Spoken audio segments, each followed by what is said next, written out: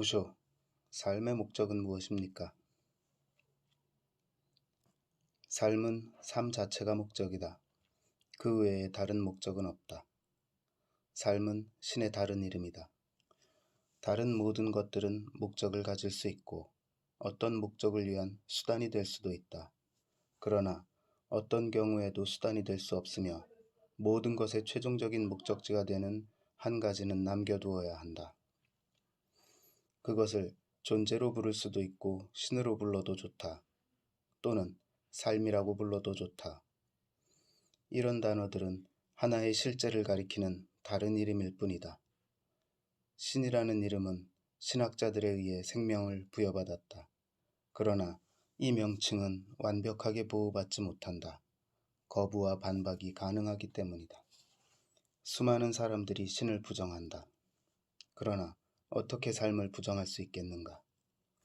삶은 그대의 심장 속에서 고동치고 있다.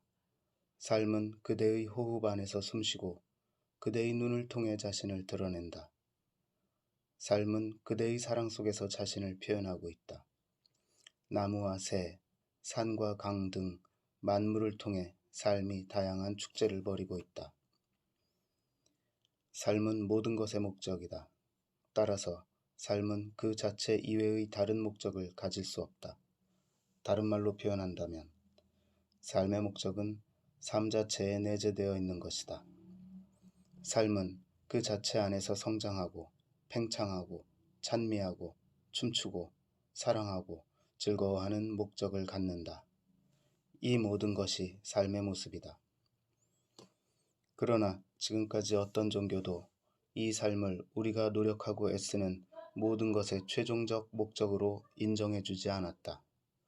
반대로 종교는 이 삶을 부정하고 가공의 신을 유지하는 데 힘을 쏟아왔다. 그러나 이 삶의 에너지는 너무나 실제적이다. 수천 년 동안 모든 종교가 삶을 반대해왔지만 그들은 이 삶에 조그만 상처도 입히지 못했다. 그들이 주장한 신은 이 삶의 중심부에 자리 잡지 못했으며 오히려 이 삶을 부정하고 포기한 자들에게서만 발견되었다. 이것은 인류에게 큰 위기 상황이 되었다.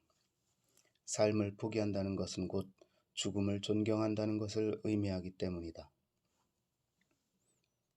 세상의 모든 종교는 죽음을 숭배한다. 사람들이 이미 죽은 성인만을 숭배하는 것은 우연한 일이 아니다. 성인들이 살아있을 때 사람들은 그들을 십자가형에 처한다. 그 성인들을 죽이려고 돌을 내던지고 사약을 내린다. 그러고 나서 그들이 죽으면 그제야 그들은 성인으로 숭배하기 시작한다. 갑자기 사람들의 태도가 돌변한다. 이 돌발적인 변화의 바탕에 어떤 심리적 요인이 숨어 있는지 깊이 연구해 볼 필요가 있다. 왜 죽은 성인들은 존경받고 살아있는 성인들은 비난받는가? 그 이유는 죽은 성인들은 종교적 인물이 갖추어야 할 모든 조건을 충족시키기 때문이다. 그들은 이미 죽었으므로 웃을 수 없다. 그들은 즐거워하지도 못하고 사랑하지도 않는다.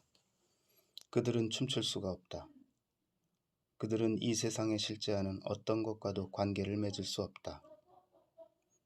그들은 이미 삶을 떠난 자들이다. 그들은 숨쉬지 않는다. 더 이상 가슴이 고동치지 않는다. 죄를 범할 수도 없으므로 이제 그들은 완벽하게 종교적인 인물이 되었다. 한 가지 분명한 사실은 이제 그대가 그들에게 의지할 수 있다는 점이다. 이제 그들은 아무런 변화가 없는 인물이므로 마음 놓고 기대도 좋다. 그러나 살아있는 성인에게는 그렇게 의지하기 힘들다. 당장 내일 그 성인의 마음이 어떻게 바뀔지 모른다. 역사적으로 보면 성인으로 존경받다가 죄인으로 죽은 사람들도 많고 죄인이었다가 성인으로 추앙받으며 죽은 사람들도 많다. 그러니 성인들이 죽기 전까지는 그들에 대해 아무것도 확실하게 말할 수 없다.